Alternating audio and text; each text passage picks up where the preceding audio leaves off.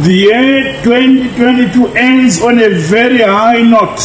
Vachitaura pagungano rekupera kwegore rehurumende yavo, VaMnangagwa vanoti ivo nyika yeZimbabwe yakabudirira zvikuru mugore ra2022. Ngatinzwei zvizere vachitaura. The year 2022 ends on a very high note for our re-engagement and engagement policy thrust.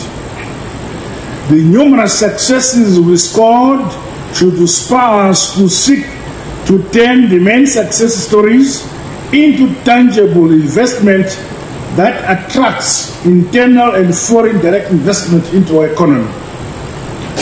Once again, I'm urging all ministries, departments and agencies to review and consolidate all investment proposals that are still pending as the year 2023 draws closer. Nyanzvi mune zvematongerwo enyika pamwechete nezveupfumi dzinoti mashoko avaMnangagwa haazi echokwadi zvichiteera kuwedzerwa kwakaitwa dzimwe nhengo dzeZANU-PF pamwechete nevemabhizimusi pazvirango zveupfumi nenyika yeAmerica.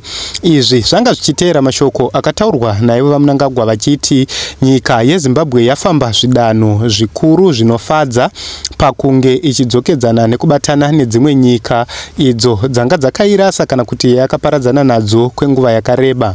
Zimbabwe kwenguva refu iri kukumbira America kuti inge ichibvisa zvirango zveupfumi pamwechete nekuti idzorerwe muCommonwealth, pamwechete nekuti Britain inge ichirangarira nyika yeZimbabwe pakusimudzirwa kwayo pane zveupfumi. Vanorwira kodzero dzevanhu vanoti ivo hurumende yavaMnangagwa yaifanira kuona kuti munyika maitwa sarudzo dziri free and fair, izvo zvichaita kuti nyika dzekunze dzinge dzichibvisa zvirango zveupfumi zvakaiswa panyika yeZimbabwe. Zvichakadaro bato reANC rakabuda musvondo rino richikurudzira America neBritain kuti vabvise zvirango zveupfumi panyika yeZimbabwe, izvo zvakatsoropodzwa zvikuru nemapato anopikisa vachiti bato iri rakatadza kucherechedza kana kuongorora kumbunyikidzwa kwekodzero dzevanhu munyika yeZimbabwe, zvichitevera izvo mashoko ari kutaurwa pamusoro pekupondwa kana kwekuurawa kwavaChamisa pamwechete nevatsegeri vavo. Ndakamirira African Beyond Television Network, ndinonzi Ronald Hwekwa Makusha.